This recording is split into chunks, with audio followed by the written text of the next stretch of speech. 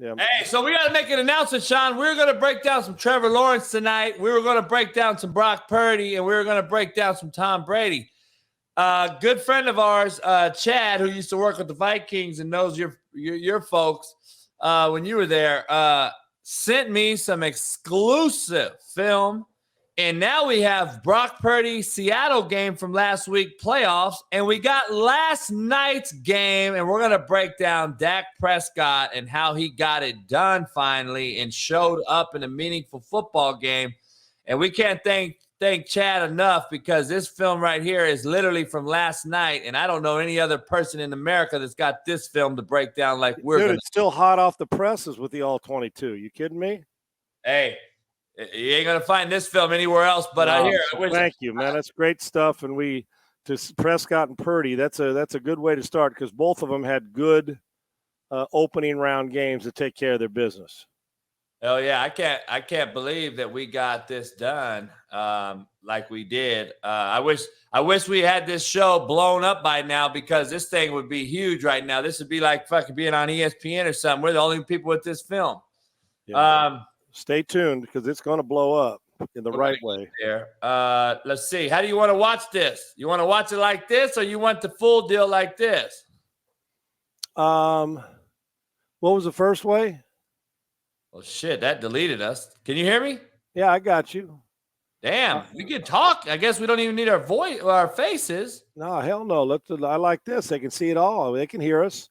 Just like a broadcaster breaking down a game when it's, Hey, you guys in the chat, give us some feedback. You like this right here without our face, or is there any fat bitches in here that want to see us? I mean, sometimes you don't want to take the moneymaker off TV. You want to make sure the moneymaker's seen. You know what I mean? This right here, the face. But sometimes, when you throw the moneymaker on there, it's like a human rating spike. It's like a needle mover. But every now and then we're focused on. See, what you don't want to do is use your pretty face and take away from the game. Right? That's the problem. Yeah, so, you know what I'm saying? Right. Yeah, but we don't want to use your, you're about a 9-7 on a scale of 1 to 10. We want them to focus on the game, not on you. You know what I mean? I like this because I don't want to deter the hoes. Yeah, well, they got to eat, don't we all? Don't we all? Hey, man, nobody has this film. What film you want to watch first? You want to watch Purdy last week or you want to watch last night and get right into some exclusive film? Let's go. Hey, always, what do you tell your quarterbacks when they're sending a high school tape to a college guy? Give me your best first. Show us the best shit first. Let's go. All right, here we go. Look at that. Look at that fucking name right there, Sean. Look at this fucking name right here. Do you remember this damn name right here? Leroy Selman. Come on, dude. A monster. Maybe one of the greatest. If Leroy Selman was playing right now, you're looking at a 20-sack guy. You're looking at a dominant guy. I mean, Leroy Selman was a friggin' beast, dude. And Leroy Selman, what Leroy play at about 225? Hey, that whole family's legit. I played with the nephew in college. Dude. They're all from Wichita, Kansas. Tough as 100-year-old leather, too. All the Selman brothers who all played at Oklahoma. What is it? Dewey, Leroy, and there's a third one, right? There's a third Selman. But Leroy Selman was one of the great. Some people tell you that have coached him as best player they ever coached. So he was a monster. And Tampa did not play. I mean, Leroy, they would have done Leroy. Last night didn't do Leroy proud. I can tell you that. But what a monster Leroy Selman and the Selman brothers were, man. No doubt. On the field, I'm talking about, and off. They're a great family. All right, Sean, let's get into some coach. Let's break this fucking coach these cats up. So let's understand. Let's give them to them, and let's tell them what we're in here. We're in 12 personnel. I don't know if they understand what that means. That means there is 1 tight end and 2 tight ends, and now there's 1 running back, all right? So we go with the running back first in when we call personnel grouping. So the running back is 1. The tight ends are the next deployment, and there's 2 of those guys. So we got a 12 personnel look. That means 1 back, 2 tight ends, and then we got 2 receivers, obviously, out here. So we have a very, very tight set here, right? We got a very tight bunch here. Compacted set. And just like whenever JB says it's 21 personnel, that was old school, 2 wide receivers, but you start with 2 backs, a fullback and a running back. Hell, you'll see the 49ers run 21 personnel in their game this past weekend. with Juszczyk in the backfield and McCaffrey, with 2 wide receivers and Deebo Samuel and Brandon Ayuk and Kittle at the line. But yes, so if you flip-flop that, it'd be 2 backs and 1 tight end. This is 12 personnel because we start with the guy behind the quarterback or next to the quarterback. There you go. Hey, Sean, we watched this game last night. It seems surreal that we have this film already. So I know, I can't believe it. I love it. Yep. We got to break this down. We came out last night chilling and hanging out. I'm drinking Palomas, and you got Kilo next to you. And Tampa Bay looked great. They looked great on defense. They came out. They looked really good. I was like, okay, Tampa's ready to play. And this first series, it looked like they stymied them. They came out with a little boot naked here. Great job by the edge, right? Look at that. Jumps it. Doesn't get caught down inside. Excellent job by the defense. He doesn't chase it down. Didn't bite on the play on the okey doke. And right then and there, you think, okay, Tampa came to play some football. Nice job. You see the tight end hit, get to the flat.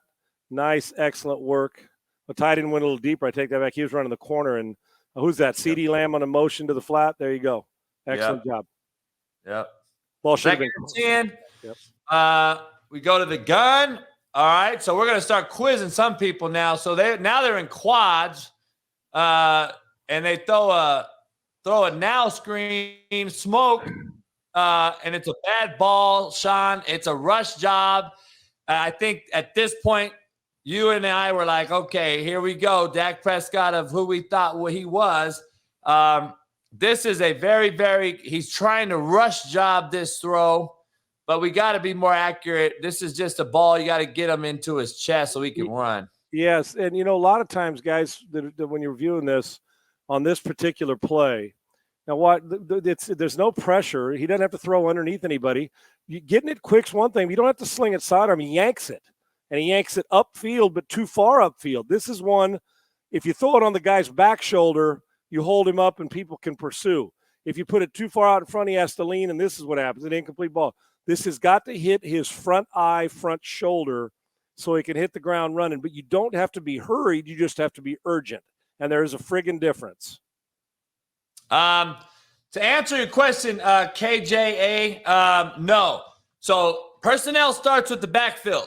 The running back is the first number that you want to see. So right here, it's 1 running back. Okay, so I'm going to be clear here. There's 1 running back. All right. How many receivers do you see? 1, 2, 3. We don't ever count receivers. So all that's left is the tight end. So how many tight ends you see? 1. So that's what we call 11 personnel. All right, that's 11 personnel. 1 back, 1 tight end. We don't ever care about the receivers in deployment. We only care about the backs and the tight end, and the running back is the first number you see. Now on this, too, real quick, freeze this one more time, JB. And guys, let's say in the slot there, that was a flex tight end.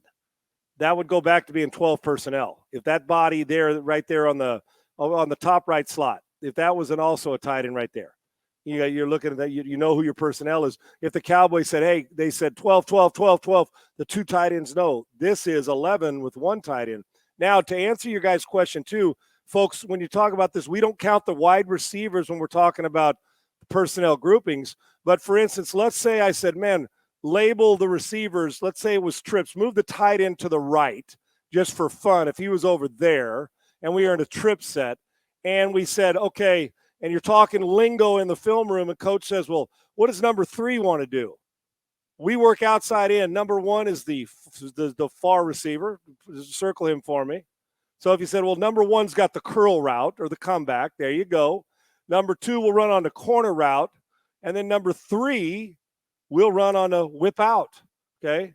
And that's a JB favorite too, a little flat right there. Get him to the flat. So that's the 3. So we do count, obviously. We say, man, hey, who's got the 2 receiver? Who's walking out on number 2? That guy right there that's squared or rectangle, that's 2 right there. So we work outside in when we're counting the guys, when we're trying to say, okay, who's going to walk out on number 1? All right?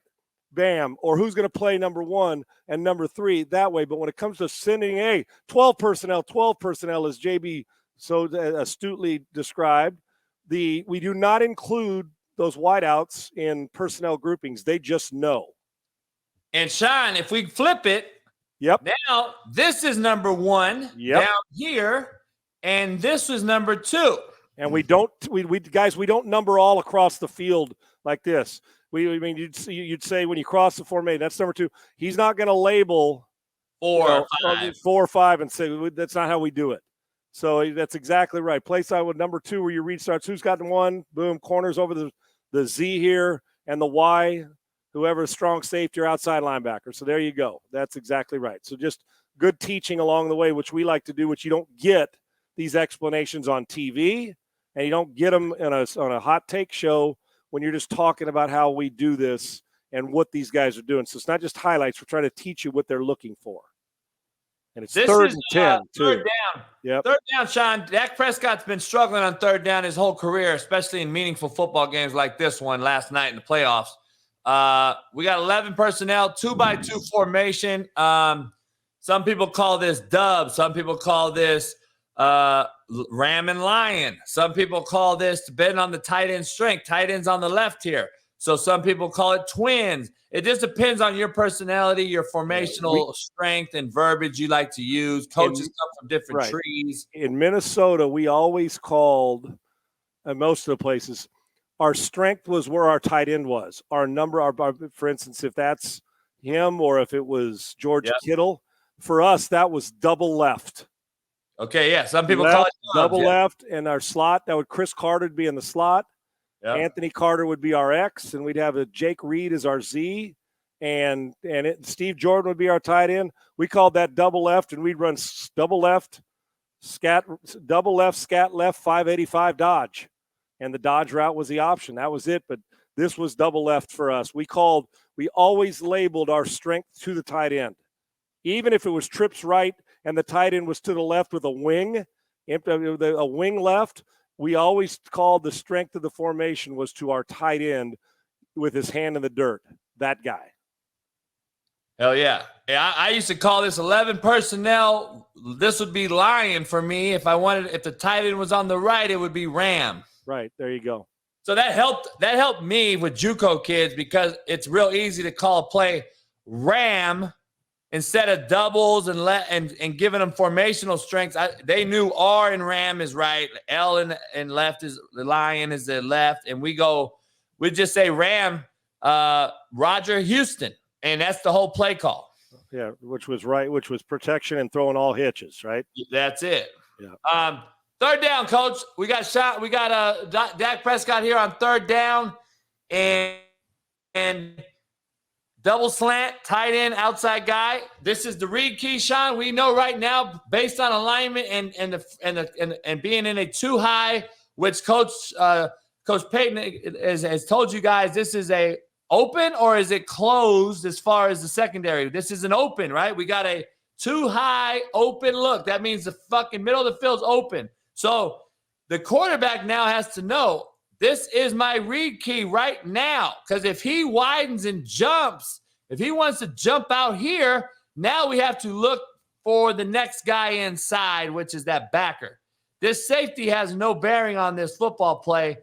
This guy that is in the red circle now is the only guy that can take away this slant right here. All right, just understand, the corner's off. He's not a problem. The outside backer, or the inside backer in this case, is the only guy that can pick this football off. So the eyes of the quarterback need to go right there to that backer. The eyes of the quarterback need to be right here, right, Sean? And if he stays on the tight end, which he looks like he's doing, pound the outside lane, looky, then we throw the ball right here on time. Right, and folks, and before you keep running this, JB, guys, with this too, understanding not only read keys, but I lost my train of thought on gosh, I know I was thinking of the inside. Was read key for sure, read key, but I'm sitting here thinking, okay, open or close. Well, and another good thing, if it was 3rd and 3, and you had, here's what I was thinking, if it was 3rd and 3 instead of 3rd and 10, folks, and they had 2 high safeties with this look, and you go check with me, you'd want to run the ball because safeties are out of it, gives you a better chance, right? Yeah, now you also have to be alert for This says zone, and in zone, that Mike linebacker's job is to do what in two deep? The inside linebacker on the other side, and I'm assuming we're considering who we calling Mike in this? The one you got circled?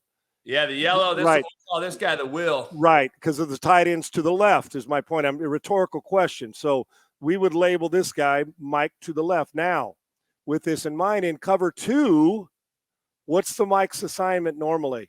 Hold drop. That's exactly right.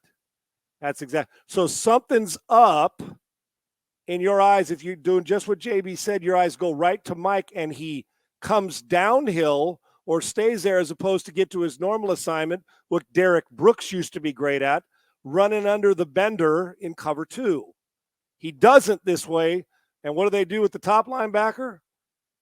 Little zone dog, right? Or whatever, if they're spying, but they're little dogging, keying the running back in the backfield, and they're jumping them underneath, which is what coverage? 2-man. They're playing they're running man in the free highs, 2 high safeties, and they're going to try to trail everything and allow them to do what they want, but they're going to trail and get underneath, and boom, 2-man pressure. That guy, the 46 has got or 45 or 46 has got the back. Ball comes out in a quick game, and no problem with protection here. Get it out on time, built-in side adjust if they brought 7 guys. But 45, I think that is, he's watching the back who stays in. He stays in. That ended up becoming 2-man. That's why you didn't see the Mike linebacker run underneath in a zone coverage underneath the two high safeties in the bender, which he normally would do if it was 2 zone. Correct. So I thought he should have cut the ball. The ball to the opening play to CeeDee Lamb should have been caught on the flat route. It was a little out in front of him. The now screen was a bad throw, and that one should have been caught as well. But 0 for 3 to start, and you're thinking, oh hell, it's going to be a pass happy night for the Dallas Cowboys. Yep. And then it ended up being Tom Brady that threw the ball 66 times. That's exactly right. So here we go, Sean. Let's talk about this personnel grouping so all the novice fans can understand what this is.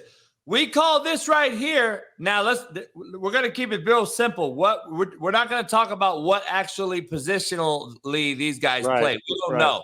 Let's just say this is a receiver, that's a receiver, that's a receiver. We don't know. So what I'm telling you is we're going to just go off of deployment, all right? What we see right now. Let's not talk about tricky dicky and this guy could be a receiver and really in 10 personnel, but we're just going to teach you what it is. How many backs do you see? 3. How many tight ends do you see? 0. That is the personnel. 30 personnel. That's all we're going to say. Now, we can say that this guy's a tight end, all right? And then we can say this is a receiver. And then we can say this is a tight end, all right? So now we would have 0 personnel or 1 personnel, or it could be 12 personnel. That is a whole nother level of coaching. We're just trying to teach you what you actually see right here. But we can also be in 12 personnel and in 30 personnel alignment. Just understand, alignment and actual bodies on the field are completely different. Yeah, those 2 guys that are the up backs in that little triangle backfield set, they could both be tight end 80 numbers. And then that back, the guy in the deep formation could be a back, and that would be 12 personnel with 2 wide receivers. So we don't know the jersey numbers, but for their alignment, if you're not sure they're aligned in the backfield, treat them like backs. And this is very simple, 30 personnel because we got no running back, a wide receiver, and no tight end. No tight end. That's exactly right. Now we're going to come out and run the ball to Zeke Elliott, try to pound it. Bucks look good, man. They came out strong on defense. I thought, I figured you'd get into 30 personnel here, Sean, and try to run another naked play. I think Tampa knew you were going to run the football in heavy formation like this. You think I'm coming out expecting some time. So, Sean, good point. Look who's in the backfield in 30 personnel. An lineman. Yep. So they brought a lineman in, and so now this is something you have to scheme for in the scouting report for Tampa. That's a lineman now. So we know he's not going to go hot in the flat, right? We know he's not a pass threat or a run option. Now we know he's a blocker. So he could be tricky dicky and they could be in there blocking the edge on the backside so they could run some naked stuff, or he's in there to pound the rock. He was sealing off the backside, but there was no run. Too much penetration by the interior guys in creating a new line of scrimmage. Didn't have a chance to cut back. Here we go. A little 11 personnel, dead side trips. They run a little speed option or just a pitch. It wasn't even speed option. This is just a right now pin and pull. We're trying to get out there similar to what we do on screen. Tampa Bay's D came to play early on, man. I tell you, I don't know what happened. I do know what happened. The secondary is garbage. And Sean, today I hear that Brian Leftwich was fired. If it didn't happen this morning, there was a lot of talk that he was going to be let go by the end of the day. That I saw. Now I don't know I can look, but as of noon, I hadn't seen he was fired. But there was talk that the report out of Tampa was that he was going to be. They were going to move on from him by the end of the day. I'll keep looking while we're doing this. I thought Florio posted it. And he may have. I know that they're also posted that Ben Johnson, the guy who's been interviewing Detroit, he is staying in Detroit as the offensive coordinator. And he said he wanted to finish what they started. He thinks they got something special brewing. So instead of being a guy he already interviewed with the Texans, of being a hot commodity head coach, and going after it, he's going to pass up being a head coach. And maybe he doesn't feel ready yet, too. That could be it, too. You know, some guys just say, I need one more year of this. Yes, exactly. Right. And I give him a lot of credit if he says, I don't want to do this wrong the first time. Yes. So let me get one more year of calling these plays, get this right where I feel comfortable and finish what I started. And then next year we do the same thing. I'll be just as hot, if not hotter, head coaching, higher possibility. And I applaud him for saying, you know what? Not right now. I wish the guys would understand their lane, Sean, more. I wish they would, man, because he did. He sure did. I like it a lot. I'm going to get rid of us again, fellas, in the chat. We're going to go back to full screen. So we got a little empty formation, or we got a little 11 trips here. So 10 trips. I'm sorry, 10 personnel for you guys now. There's no tight end. There's one back, no tight ends. That's what we call 10 personnel. So far, you guys have seen 10, 11, 12, and 30. Those are the personnel groups you guys have seen so far tonight in this game. All right. So here we go. A little big on big protection. We call this the scan protection. The running back is now coming backside, coming for the nickel that comes off the slot. And remember, he's the third receiver. He's coming off of number 3. This is actually a great design blitz because, Sean, as you know, we teach our quarterbacks to have some, some alerts in their head going on. I would be telling my QB, this guy ain't coming because there ain't no safety down here to cover him up. That's exactly right. So they disguised this pressure and gambled. They gambled here because nobody's covering number 3 vertically except for this safety. Here's the problem. If that guy was coming down, one thing we got to realize is that they don't have anybody for number 2 either, but they try to run under the safety comes down for 2 and they miss the third. They miss 3 again. That middle safety can't go. Look at how this is a blown coverage. Try to drop somebody into it, but they're late. That's coming from the opposite side formation. If Dak needed to get it to him on the run quick, he stumbles. But while it looks pretty, that's not overly sound coming from that far a distance. You know what I mean? That guy got to be awfully athletic. Yes. On this, you say, stay skinny now. Hell of a run, but, dude. John, let's teach some real football here. The only reason they get away with this is because of the hash marks in the NFL. It's exact. College, they'd have been done. In college, you couldn't have done this on the hash because the hash is so tight. Yep. In the NFL, you can do this. It fucked with Dak. It fucked with Dak Prescott here, though. This schematic fucked with them. They brought this guy, which is unsound. You see the backside backer coming to cover him up, and then they sting the safety. They spiral him down in the box. We call that screwing him down. We want to screw the safety downhill, and then we get some rotational stuff going. So they're doing a lot of shit, Sean. I can see right now why Tampa's fucking awful on defense because they're doing too goddamn much. Yeah, I mean, you got it, and every single guy has to hit it perfect defensively. You just do. Every single guy. And it worked this time, but this is about the last series it's going to work, okay? It worked this time. Now, I don't know who that offside line, is that Levante David running underneath this? I don't know who it is because he's athletic as hell, must be. David. Yeah. Wider David, yeah. Wider David. It's one of the you want to answer this or you want me to? The question is, what do the hash marks have to do with it? Well, now let's just keep this exact play, and I want you to take that right hash mark and move it out even wider to about there. All the way down, and we got our formation to the field. He's going to have to go about 7, 8 extra yards, 5 extra yards to get to where he gets. Just on one player alone, the guy who comes out underneath there, that backside linebacker who's running underneath the throw, coming across the formation, that's a long-ass way. Let's even go back a step further to teach these guys what we're talking about, Sean. First of all, if we're on the right hash, which was put the ball right here, right? Right. Let me change that for you. Let's put the ball right here. Give me a ball. We're going to put the ball on this hash right there. That's the football. Now, do you understand what that does to number 3 receiver? That number 3 receiver would be out here. That's exactly right. It would be out here now. So then number 2 would be here, and number 1 would be here. So now you're telling me that you don't know what does the hash have to do with it? Well, we're telling you. Now, do you think this guy can cover this fucking much ground? No, he can't. Well, think about what you're doing. Hashes matter. Yeah, think about what you're doing. You're removing the receivers away from the linebacker, and you're moving the linebacker or the run guy away from the receivers. Both, not just one's moving. The hash marks move one way, and our splits are wider to the field.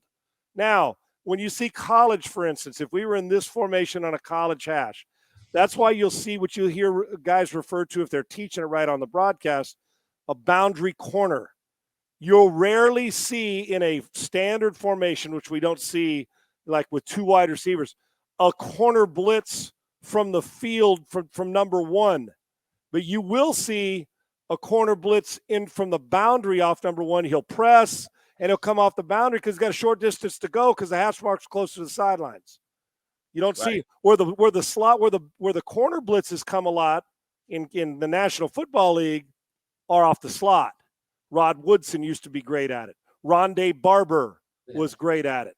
Okay, so and I played both of them for different reasons, and they both were very good at it. But here, it's just simply it's too far to travel. Now, I get you could try it if you think that guy is an alien talent running underneath it, but there's no way in hell if a quarterback has to throw it that guy should be able to come over here to the field from the far hash mark and run underneath it. That would be even less sound than this blitz actually was, even though this worked and confused Dak Prescott. Yes, Lane, yes, you're right. If you're asking that question, yes, it will space the field out for not only the receivers, but now it kind of to answer your question in layman's terms, it actually dictates what the linebacker's alignment will be for my quarterback to recognize. So it'll tell the linebacker can't line up at the right over the center and drop 30 fucking yards to the hash. He would have to cheat his alignment to the play to the field. So he would have to line up here. That's exact to give him a chance to get under it, or he's a wasted body. It's not a sound coverage. Yes. So hashes between college and the NFL, it's just totally different. All right, here we go. First down. I think this is when they get cooking, and Tampa couldn't get anything going on their end on the other side of this. So now, Sean, we're in a little old school 21 personnel. Tight ends in a little wing set, but it's still 21. Yep. It could actually even be 22. Actually, it could 12. even be 12 because the fullback looks like a tight end. Exactly right. Now we're running old school toss to Pollard. I believe the run game is what got them going last night. Pollard was the one that spark plugged them. Which is he should be the bell cow back. And when Kellen Moore's at his best is when he does this. Stretch the field, then pound inside, run the friggin' football with his two backs. You get into a passing. Okay, go ahead and get into one of those next week. They were fortunate this one. Go ahead and throw it 45 times next week. You'll get dismantled by the 49ers front. Here we go. What we saw earlier. They got in the 30 again, Sean, that we were talking about. Now expect some play action, right? Yep. And you got it. Big, heavy personnel or whatever they called it. The jumbo set, little sitting on the side. Was that a little comeback, a little out cut? Yeah, that's just a little circus route, maybe, a little deep out. Yep, deep out cut and work your way back to the boundary, or the quarterback moving you down the stem a little bit so nobody can undercut it. Plenty of cushion. This is to the field. See, now this is a much farther throw. If this was college, you'd be throwing this damn thing from a lot wider to a wider. That's a hell of a throw, but you got to trust if you got a grown-ass man throwing it that he can make it. But I can tell you this. I got to ask you a question. Like, I'm confused as shit on this coverage now. Like, to the boundary, we're pressed, okay? To the boundary, we're pressed. I get it. I mean, but to the field, I don't even fucking stand. You played in the NFL a long time. First of all, we got free access like a bitch. We got a 15-yard safety, one high, and we're outside fucking technique, 8 by 3 yards. And look at the outside backer. He ain't running under squat from his alignment right there. He ain't getting here. Nope. And he ain't getting there. So I'm just confused as to what we can run that. We can run fucking bang 8. We can run hitch it. You can smoke screen it. Come back. We can just turn it around and slam screen it. Yeah. We can send him out in the flat. We can send him to the edge. We can fucking swing him the other way. We can fucking swing him here, hold this guy. There's so much shit you can do. Right. And even then, if you came to the line of scrimmage, you're Dak Prescott, I gave my quarterback a little bit of hall pass to say, listen, if they play this coverage and you're in that backfield, check to a slant, check to a hitch, whatever you want. You got the outside lane with a single high safety. You can pound that outside. That was easy. That's like shooting fish in a barrel, dude. I ain't never done it before, but it sure shit seems easy, doesn't it? That's too easy. I gotta be honest too. This ball flutters on him. It's not a pretty ball by any means. It's not a Josh Allen, Mahomes, Burrow throw. This is not this. I don't know if Dak's at 29 years old. Is he losing a little bit of arm? I don't know. Or he missed it. He kind of just put a little speed. There's a little arc to the throw. It's not like he crushed the throw, but that's what happens. You can miss the throw with that kind of cushion, that kind of coverage, and still get a completion. That ought to tell you how bad that coverage is. That was my point. Like, if you play a little tighter, that's a fucking batted ball, a pick. We don't know. Right. There we go. We got a little 12 personnel slot motion. Now we're starting to hand the ball off to a backside safety on the line of scrimmage. Sean, we got to understand, he's the BCCR guy. That means boot counter, cutback, reverse. That means he is the anchor of the defense. He has the boot for the quarterback. He has cutback for the running back, and he has reverse. That's what BCCR means. Boot, cutback, counter for anything coming this way, and reverse. Okay, that's what the BCCR term means. 31 has him. I'm just proving to you how unsound this defense is. 31 is screaming off the edge like a banshee, and there's nobody out here to fill the alley. So if they were to pull this football, which they do later, and Dak walks in the end zone, you see it right now. It's a great job by the Dallas coaching staff to recognize they don't have any fucking boot, counter, cutback, reverse player. Hey, Dak, just hold this ball and walk in the end zone when we get in the red zone. JB, this has been a problem, really, both sides of the ball, the inconsistency of getting aligned right and assignment right and sound calls from Bowles on one side and Byron Leftwich on the other has been a year-long problem. There, 1 week, it's like, damn, they're flying around knocking your dick in the dirt. The next week, this kind of stuff where you're like, this. The Cowboys, they were on country club life after this thing. Once they got on the scoreboard, it became country club living. They didn't have. It was too easy. It was too friggin' easy for them once they got rolling with this stuff. That is bad football because now we see you don't have any cutback. Now we're going to pull the ball on you. Yeah, they made the tackle there, but they're just setting it up for another time to okie doke you, and they did. Yep. Sean, break. I'm going to let this play. I'm going to let the dog out 1 second.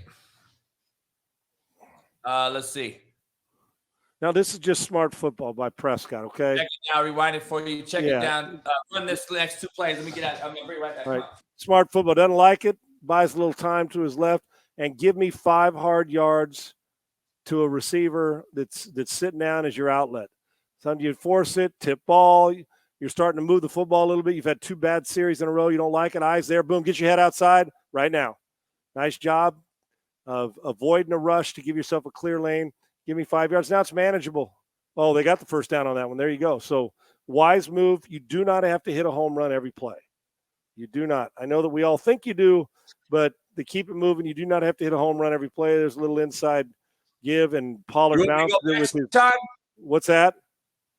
We go back? No, you're good. He just hit him on he flipped his hips, and nobody was open down the field, threw it outside. The receiver got 5 yards and a first down. Now, this is only the second play right now. This is good. This is your bell cow back right here. Is that the Zeke or is that Pollard? That's Zeke, isn't it? Pollard. Oh, is that Pollard? There you go. This guy he hits the hole, and once that thing opens up, watch how quickly he gets through it. Oh, we missed one. You missed one. Go back one, JB, so you can see it. I don't know if that's Pollard or Zeke on the play before. It might be Pollard, but it was Pollard. Yeah, watch how. No, I went forward because of the pass game. Oh, shit. Let me see. Yeah, if I can it went forward. Okay, didn't go backward. Okay, anyway, but Pollard who gets through that hole so quickly. This is money right here. Single high, vertical, all vertical. All you're doing is playing off that guy right there. Show him, circle that guy right there.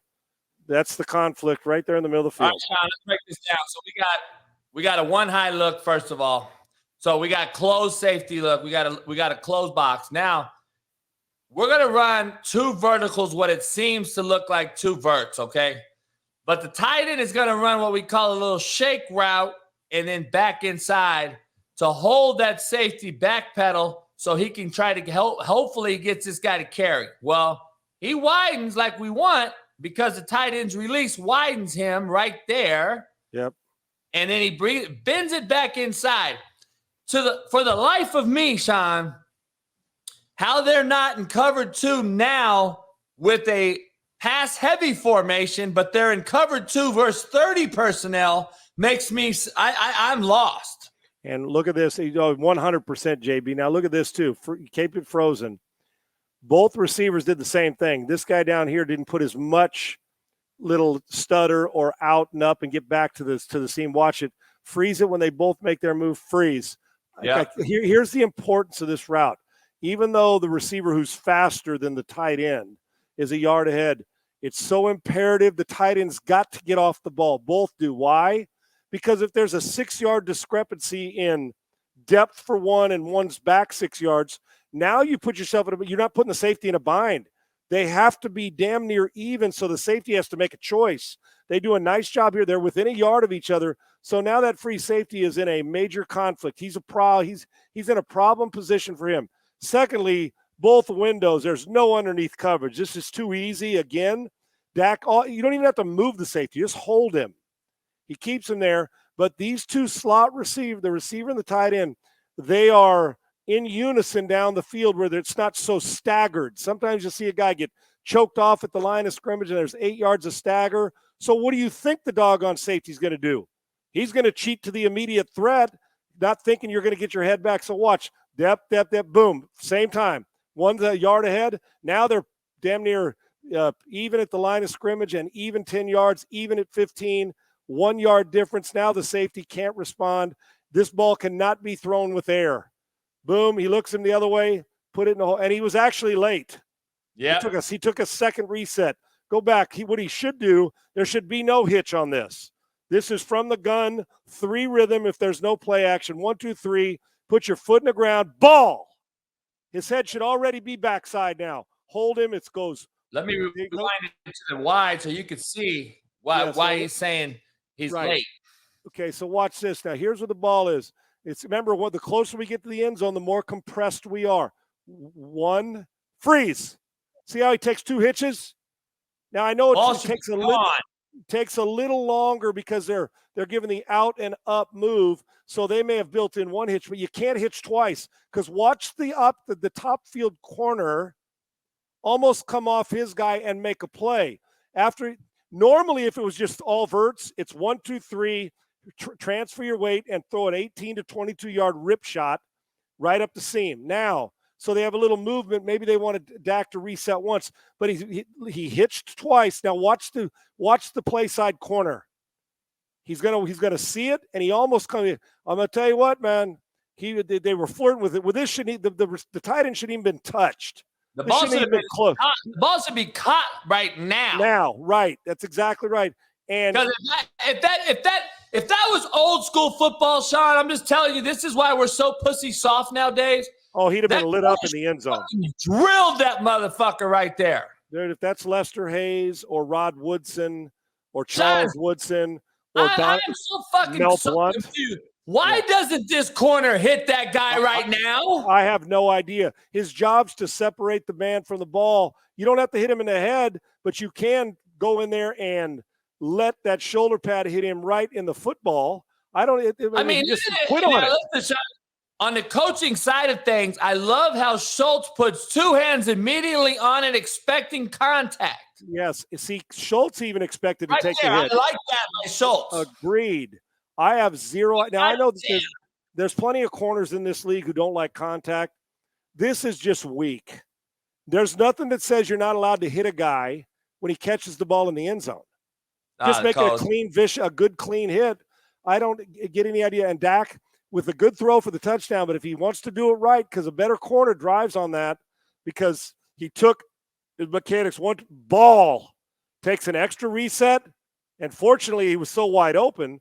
And I love the decision, but man alive, when they say you got to throw it on time, you got to throw it on time. These guys are too good. And whatever the hell 23 is doing, almost like the safety's looking at him and saying, "Dude, are you going to hit somebody?" Sean, I gotta be honest with you. Dak has lost a lot of speed on that ball. Well, I don't know if there's something the lower half, he's not transferring and letting it rip, but a lot of arm, and the ball is not. That ball should be coming downhill. Off, is it? No. It looks like he's got about an 88-mile-an-hour fastball instead of 97. Yeah, it looks light, man. It looks fucking light. I don't know if he's got a rotator issue, cuff issue. He's got a shoulder issue, He's got a lat issue. I don't know, but it looks like he's very stiff.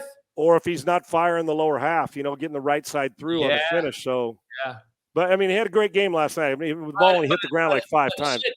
But Sean, how many quarterbacks have dominated this league without having cannons? Joe Montana, Brady. Right. If they know where they're going with the football like Dak did last night, you don't need a cannon. No, but you throw it. And the thing is, the next level for him is instead of taking that second reset, get the ball out on time, and it's even better.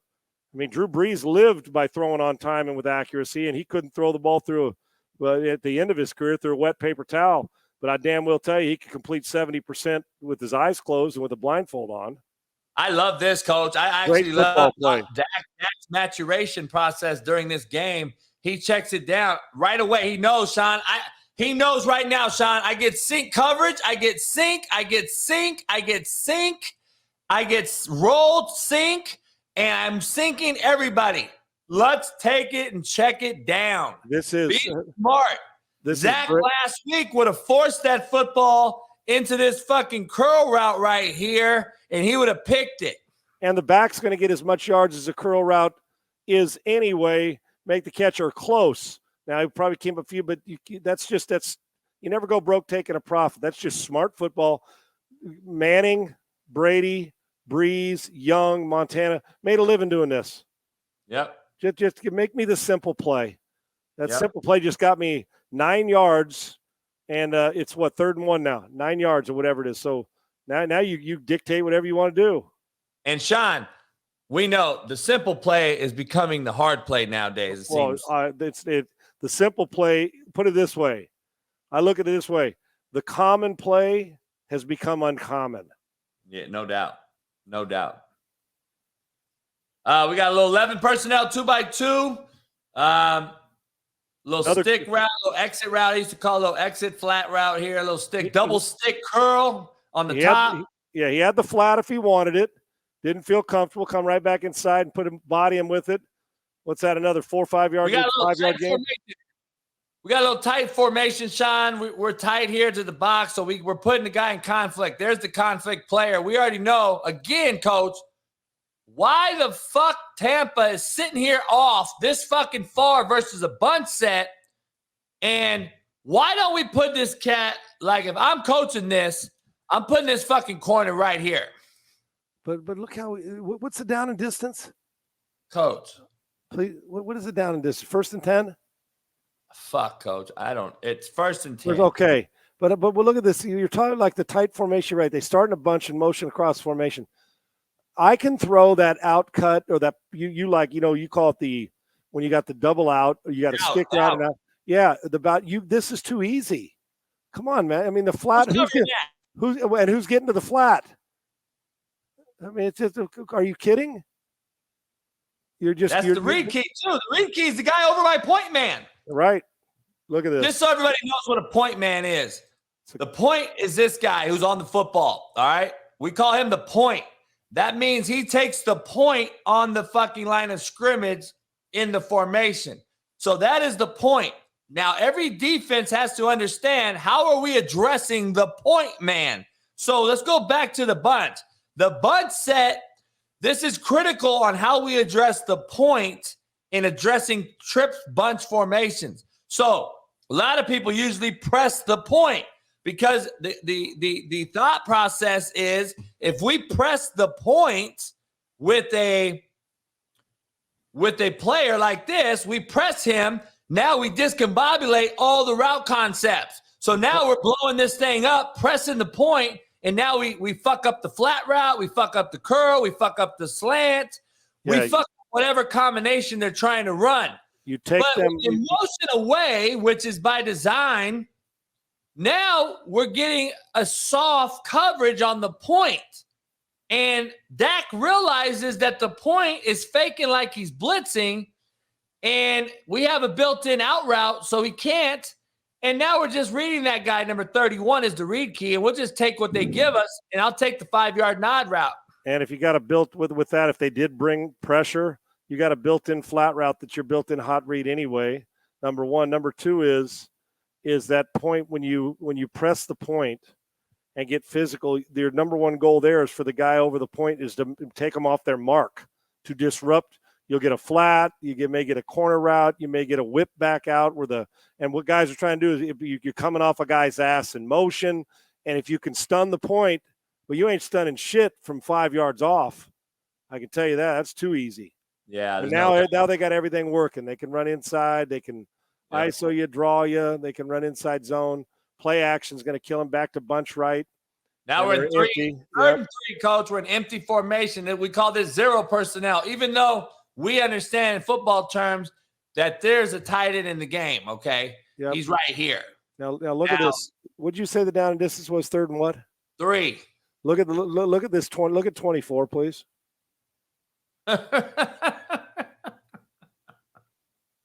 So, Sean, you said look at 24. I'm showing it. I'm laughing because I want everybody to realize this is the guy we're going to read off of, because there's no way in the world that the point guy, the guy on the point, can he's not going to do that. He ain't covering the flat, and anything he does is going to be carrying. So if we were to run a flat combination with any one of these receivers right now, like that, or that, or that, nobody's stopping it because 24 is in an off formation of coverage. So if he can come up and squat, but he's not. And now they're trying to disguise coverage. And I like Dak taking the 2-on-2 side, because in 2-on-2, understand something, novice fan. There's in this empty formation right here that Dallas is in, you can do one of two things on defense on 2x2 sets. You can either bail him out, all right, and squat him. You can bail him out or squat him. So he can bail, he can run down and play zone. That means he has to get over the top. or you're locked up in man. There's only two things you could do when it's 2-on-2. So Dak realizes that, and he's gonna, which is a horrible combination up here. I think I feel like they busted the route because it looks to me like a screen. Tight end. Yeah, it looks to me like he's blocking. He's not even the tight end's not even looking for the football. So that route combination, that was a busted play. That's a busted play because his eyes never go back to the quarterback to even look for the ball or run a route. He's running out there to block. Yeah, it almost felt like he thought it was some kind of smoke screen or something. Or because that's the running back who caught it. Yep. All right. I was impressed with Dak's presence last night. The ball didn't hit the ground much. You want to take off, get down, throw it away, not throw it in coverage. I want to see him protect the football more, a little better. 11 personnel, 2x2.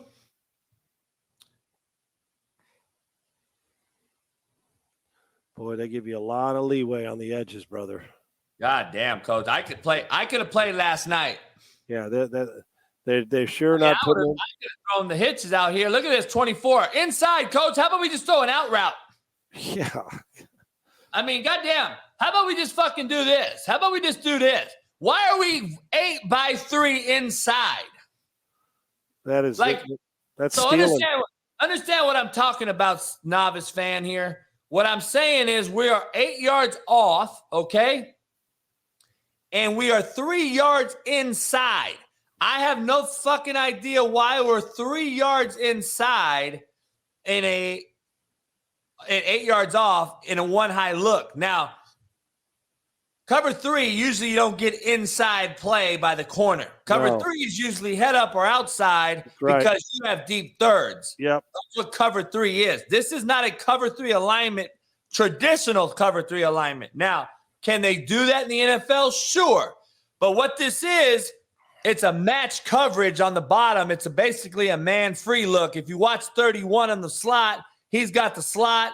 24 has the receiver out here, a Gallup in man, and then the safety is the free roamer.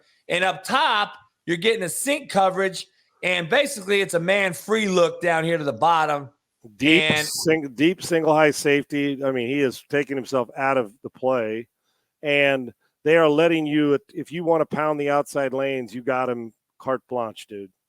It is a no interest credit card outside. No doubt. Now we're in 3rd and 3 again, or 3rd and 8. Sorry, 3rd and 8. And Dak Prescott, if he can continue to thrive on 3rd down and 8, that's a great job. They ran a little pickle route, a little crossing route with a zone breaker who sits in the hole. He knows, Sean. Yes, I'm not going to keep going. All right. So this is what we got. We got a crosser and a crosser. All right. Meshing it up with their crossing, right? That got the coverage sank, right, Sean? So the coverage sank. So now this receiver saw that he ran here. So why keep running to a receiver? Let's find open space and sit it down. And that's why him and Dak are on the same page. We drill it right in the chest, get upfield, first down. That's a brilliant job by all of them on the same page. And two things. One is, Dak, when you can win a lot on 3rd down, when you win a lot on 1st down. You give me 5 yards on 1st down, I dictate the next 2 plays. You don't, as a defense. Secondly, run that back one more time. Now, folks, I can't begin to tell you how many times you'll get a guy that will do this. That will take this crosser, the guy who makes the catch, and will peek out in front of him, and we'll just keep running. And you'll see a quarterback throw to the back shoulder. It'll land in the dirt, and it will be incomplete. And everybody will look back and like, well, oh, man, quarterback was inaccurate. Oh, hell no. The guy keeps running. He peeks out in front, sees right in his vision, there's a body, there's not grass. So even if there's grass, if there's nobody between him and that 50-yard line and the sideline, he's hauling ass. He'd have kept running. But he sees it and says, this guy's not here. He's going to keep running, right? Right. And I'm not going to run to be covered. So just pull up. It's schoolyard football. When you're playing with your buddies and you say, hey, man, run to the car, go to the front edge, and then stay there. All he did, oh, okay, cool. I can't go any further. Let me just sit this down, get right in my quarterback's vision. He'll body me with the throw.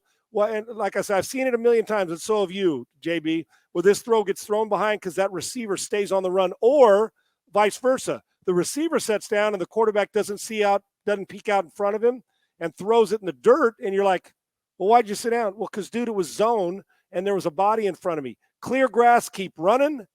This is just a simple zone man read. If it's clear grass, you stay on the run. If it's zone and you got somebody in front of you, do just what he did. Pull up, split the difference, give your quarterback vision, and the second you take it, whatever shoulder he throws it on, you turn that way and get your ass north and south and get me the first down, and don't dick around. Sean, let me break down something real quick so people understand how bad this is. And Todd Bowles, in my opinion, this is how overrated. And you know what we're going to do, JB? You tell me if I'm right, because we're so into this, and then we got some more plays. We're going to do another show Thursday, are we not? Yes. So let's do Purdy on Thursday because there's no game. Fair enough, and we'll get another. Yeah, definitely. Because this week this deserves time for both sides of the ball, no doubt about it. Let me tell everyone this, Sean. I want to show how bad it is. First of all, we got it. How long you got, Sean? You want to do 10 more minutes? Yeah, no, I'm good right now. I'm just saying, so people like, oh, when are we going to get Purdy? Just so they know we're going to give them a good full dose of Brock Purdy's great play, and we'll get that most recent game for you, the playoff game, on Thursday at 7 o'clock Central, 5 o'clock Pacific. All right, perfect. Now, now that we got updated film, thanks to our buddy Chad, we're going to now break down tonight. We'll break this down. Thursday, we'll break down Purdy and the 49ers and Eagles game. So right here, we got an umbrella coverage, Sean. 3rd down and 8, Sean. Why are we treating it like we're in fucking dime and it's 3rd and 30, last play of the game or some shit? Like, yeah, I'm confused. like you're afraid that somebody's going to throw it over the top on a Hail Mary to end the half. And now let me break this down. Let me break this down to the novice fan. I wish I could get on the board here, but I want to show you in this. So Dallas does a good thing. They do a smart thing here by design, which a lot of people don't understand what they're doing. And I'm going to make sure you're listening to what I'm telling you now. You're getting some shit that you will never get at a clinic. They got the tight end in the backfield, Schultz, all right? He's in the backfield by design.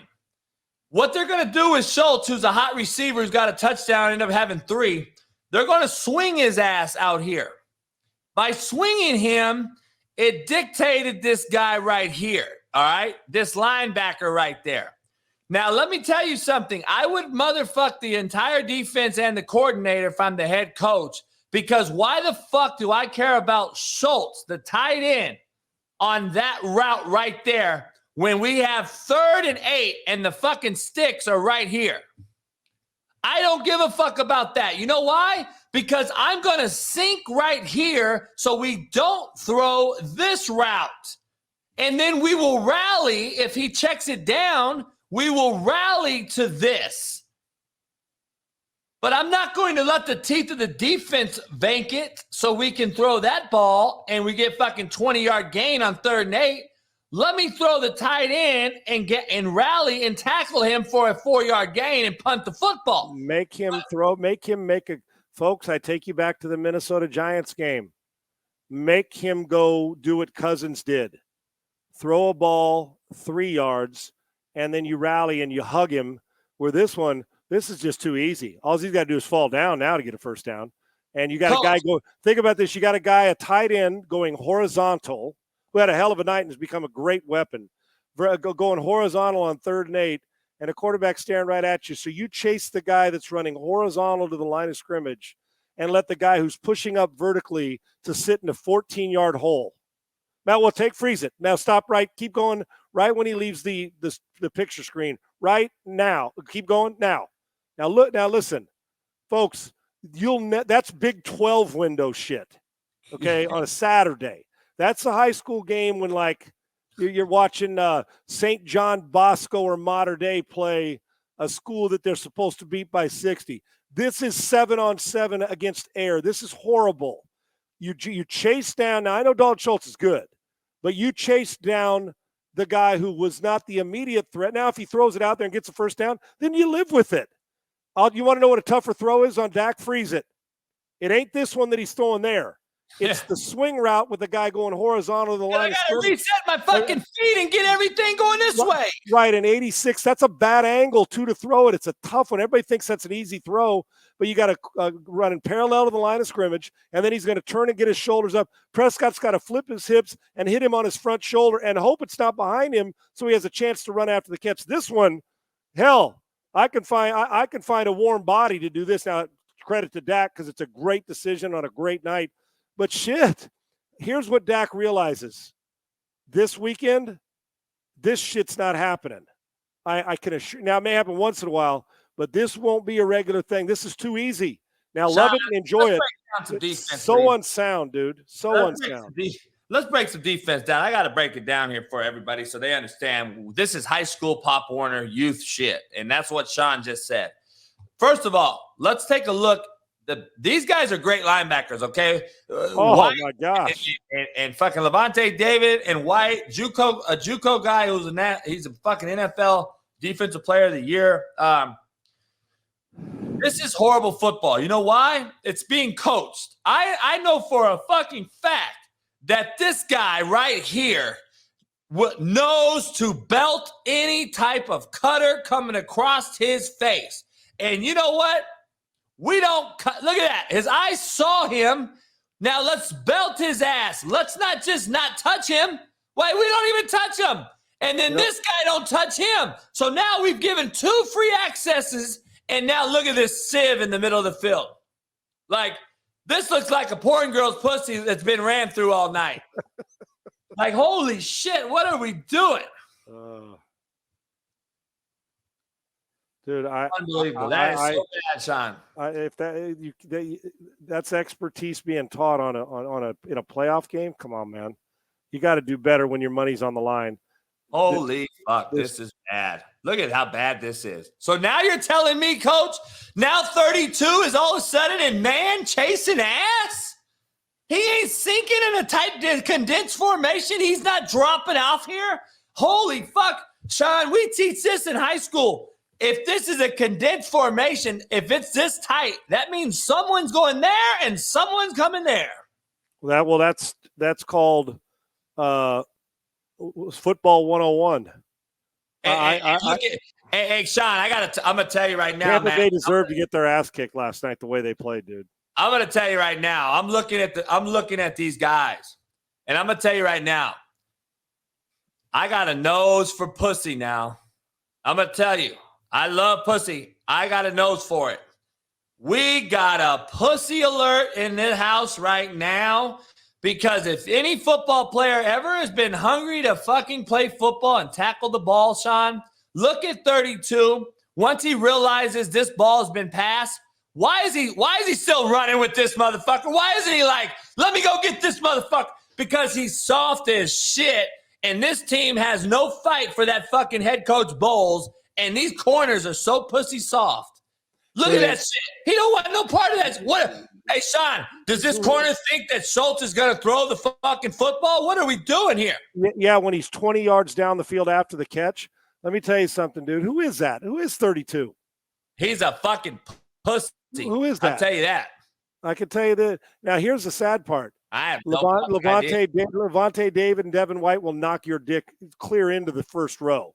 Those dudes in the 10th row, they love to hit and play. This is, first off, is he afraid? And then he gets lit up by a wide receiver, by CeeDee Lamb. Cool. When he this is, what would he do? Run that play again. Here it is right here, 132. First of all, I don't know what they're fucking doing. Why are they running that coverage? But look at him. What is he doing right here? What is he doing? Oh, you don't think he has the ball? You fucking pussy? Man alive. Who is that? Oh, then he gets physical and throws the receiver out of bounds. Edwards, or I don't know. I don't know who the fuck it is. But I can tell you this. He wants no part. Edwards. He is absolutely fucking atrocious. I don't know what he was thinking on that, JB. You see how big that window was? They only had 27 yards of room to run. No shit. God damn. I mean, if you're Levante David and you're Devin White and you watch this and you go back and watch the tape when you know you're trying to chase everything down, You tell me you're not looking over in the corner and saying, dude, what are you doing? Hey, Sean, let's coach everybody up here, since this is they're never going to get this breakdown anywhere else on national TV, anywhere, or by any coach in America, by the way. If anyone wants to fucking get on the board with me, let me know. I don't want to hear one thing about Todd Bowles is done wrong by us criticizing him. I like Todd. Todd Bowles, I played against him. I think he's done a hell of a job in this league. As a head coach, coordinator combined, they were not prepared last night. This team, offensively and defensively, was ill prepared to play this football game. Period. It's just we're such a soft society, and we don't teach any type of hitting anymore. We don't tackle anymore. That's one reason I want to coach again. First day I'm doing Oklahoma drill. Fucking right out the gate. Motherfucker, line up. All right, Sean, can we please talk about Cowboys? The number one thing I'm doing with Dak Prescott when he comes off the field, I'm going to tell him, son, if you ever do that shit again, I'm going to put Cooper Rush back in the motherfucking game. Well, you're not going to have a choice because he's going to be over there with somebody kicking him in his rib cage. Why in the fuck are you leading up into the line of scrimmage in the red zone so you can get your dick hurt? What in the fuck are you doing, Dak Prescott? Now, listen, I love it. Listen, people say, man, what a great effort. But here's the problem. If Dak Prescott blows out his shoulder, now he doesn't need to prove to us he's tough. He's played enough football and been hit enough. We know he's tough. Doing that, he's no good to me holding with a headset on and street clothes or sweatpants against San Francisco.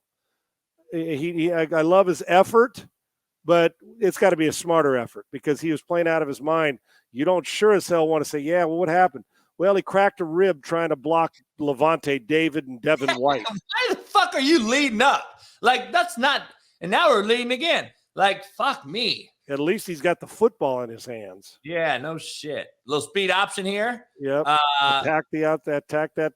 All right, Coach. Fourth down. We talked about BCCR earlier. I told everybody, what is BCCR? Boot count, cutback, reverse. Boot counter, cutback, reverse. So, is this the guy that has boot counter, cutback, reverse? Yes. And then he's pointing at the tight end as if he's eligible. No shit. And I don't know why he's so tight in the box. Levante David telling this dumb motherfucker, I got this. All right, this ain't the play. But we're going to get to fourth down, and here it is.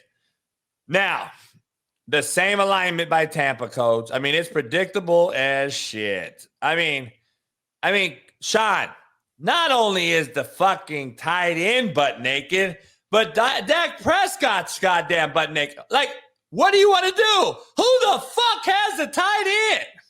I'd have thrown a little shovel pass and got credit for the touchdown throw. Sean, this is possibly the worst fucking defense I've ever watched. Well, it's in a playoff game. It sure as hell, it looks like it doesn't. This is supposed to be expertise. This was a Super Bowl team when the season started with a Super Bowl defense. That's the truth now, JB. They were thought to be a dominant defense this year. Now, you can say scheme or players. It's probably both, but I can tell you this. There's a lot of unsound bad, some scheme problems, and there's a lot of bad human being football being played with these 11 cats on defense. I got to just go from the gate here. He doesn't know what his assignment is, JB. He wants, you know what I call it? It's fucking hero football. Yes. He chased it down because he wanted to be a hero and grab a guy in a backfield instead of stay at home and do exactly what you are. So go be a hero, and then you look like a fool because you bought into exactly what they knew you'd buy into when they did this early in the game in the first quarter to set you up. They're going to motion away, and they're going to turn, and instead of doing what you're supposed to do, what you're taught to do most of the time, you want to go be a hero and chase a guy down, and now they're laughing at you. Not with you, laughing at you. I got to be honest. Even if this rush here contains and gets up the field, he'll just flip it over his head for a touchdown. Well, who the fuck has a tight end? Well, that's what I'm saying. It's not just one guy. That's why it's either these guys didn't prepare this week, or it's just unsound. I have no idea. Well, let's go. Let's go back. Is that a big number? Is Is that a big down there? That's a guy with 4-point stance. He ain't covering the tight end. He's a lineman. Go over there. Go to the guy over. They're so misaligned, Coach. Yeah, look at the guy over the tight end, over the left tight end. That guy right there runs about a 6. Tackle. He's a 4-eye. Yeah, he runs about a 6'4", 40 probably. So when they go in motion, they know they're done. The guy follows Pollard in motion. That's number one, Sean. Number one problem I see. Why are we motioning down here with the guy? Why are we following? So why doesn't pass him off? Pass him off. Pass him off. And I don't understand here. Where the fuck? I'm confused here. Well, they are too. So they got 11 hats inside the tackles. And so where the fuck is the other safety at? So this is a backer. Here's a safety corner. That's a corner. Here's a corner on the line of scrimmage. Dude, where are the fucking safeties? Coach, I see the problem. There's no safeties in the fucking game. They got 6 big people with their hands.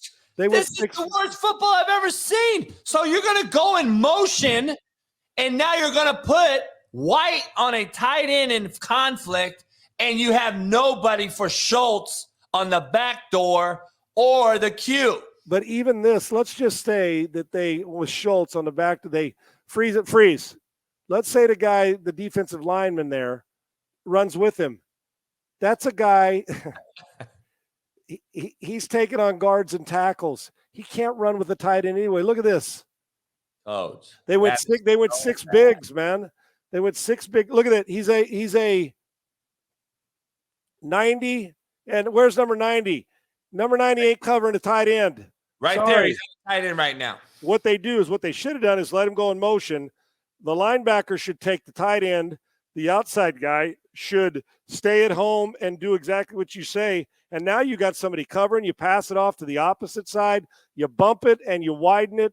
And we got a guy covering the tight end here that's not a defensive lineman and can't run with him. And then that's the equivalent on the other side of sticking a corner and saying, hey, could you stop Derrick Henry one-on-one in the open field, come up and greet him, and then he bitch slaps you into the 5th row because you come up and he stiff arms you. That's what it is here. You're putting, the coach's job is to put his players in the best position to be successful.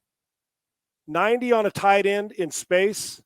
Now you say, well, it's the red zone, it's not in space, but once he breaks away, it's space. Because if he tackles him and holds him, they're going to call holding anyway. They have a major mismatch, and this is a major. This is not a sound coverage. Coach, not sound. They fucked them by personnel and formations on offense. Bowles jumped into a heavy package on defense because it's 4th and 1, and this is a great job by the young kid calling the plays who put this heavy formation on offense in, but they did not account for this guy on the edge. Because if this guy runs a flat right now, who the fuck's covering him? Nobody. And then he goes in motion. So he goes in motion, all right? Coach, it's real simple on defense how you defend it. Number 31, who I have circled, he has the tight end right there. White has the tight end vertical right there. Those two are handled. Now, Levante David has the back either way, all right? He's in man. And now 24 has the tight end right there. You stay tight on the edge for the QB, and now we have everything covered. I don't understand what the fuck this is. It's a clusterfuck is what it is. Oh, look at 31 got a hit in. Look at this. Oh, that's never mind. I was going to say that was 32. Got a hit in when the guy was standing. Hey, look at Schultz. Look at Schultz. Look at Schultz. Schultz is asking him to come. Look at this. He's asking that motherfucker, come on, and I'll beat your ass. Look at that. They're punking this team. They are fucking punking this team. Look at that shit right there. And they did last night on the scoreboard too, brother. This gives me a sick stomach thinking that I went into this saying I know that this sound January team with Brady and this group's going to show up. This is a hard watch, man. I'm going to be honest, Sean. Now I'm going to let them have it on my morning show tomorrow when everybody's saying, well, it's this guy's fault, it's this guy's fault. This defense. Now the offense, when we get to they weren't very good either, meaning the Tampa Bay. They sucked last night. But I can tell you this, Tom wasn't good last night offense. But from a defensive standpoint, This ain't no Super Bowl defense, dude. Make no mistake about it. This isn't even – if you really seeded them right, you'd have had to go about 12 deep to get Tampa in the playoffs. Because if you seeded them instead of doing that, if they went just 1 through 7, you'd get to 8, 9, 10, 11, and around 12 is where they would come in. Detroit's better than them. You and I both know this, right? No fucking question. Green Bay, Detroit, fuck. I mean, this is so bad. I'm looking at body language A. I'm looking at alignment and assignment. We call that A and A. Alignment and assignment. And then we call technique. A, and T. Alignment, assignment, and technique. And it really bothers me. One acronym we use in football on defense. Alignment, assignment, technique. Yeah. It is so bad, Sean. It bothers me to get this deep into dog. I mean, we're always honest and fair, and we're probably not as harsh on them as we need to be, because I had this team putting up a much bigger fight last night. Yeah, this is bad football. It's pathetic. Pathetic. We got in one to watch Dak, and Dak's doing all the right thing, and he did. And in the process of doing it, he's making this defense look like elementary school. They might not have been able to beat St. Thomas Aquinas in Florida. Good job reading off the underneath coverage, throwing a little glance, banging a little slant in behind them. Perfect accuracy. They're running the same touchdown. They're running the same thing they ran on the touchdown. Yep, they are. And now here's the difference. Look, folks, go back. Remember when we saw two-man on earlier when we saw two? Look at this one now, JB. Look at this. Watch, they're not blitzing. So what's Devin White doing? Playing 2D. He's running exactly where he's supposed to in 2 zone. Yep. Even if it's man, he's not blitzing. He's getting underneath and going to run like a scalded dog to get underneath anything behind him. Sean, this is high school football. I know it is. Like, Sean, we don't just drop to fucking areas in NFL if there's no threat. We don't just drop into fucking areas like high school Pop Warner youth football. Yeah, you don't take yourself out of a play if there's not a threat. You find that's exactly what is he doing? Like, what the fuck are we doing on defense in the NFL? Like, I'm confused. So the touchdown to Schultz in the red zone was a 1 high look. Now we're in a 2 high look. And turns into a bender. He just runs a bender. We get the same fucking look, though. Right, same look. And instead of staying up the seam, he starts to bend it in. Dak throws him open in the middle. And you know what's crazy about it? Go back, look at the check down. If he did not like Dalton Schultz, this is perfect because you're just, okay, Mike runs underneath it. Watch what he could have done. If he throws it to the check down, he might hit his head on the damn goalpost running. That's exactly right.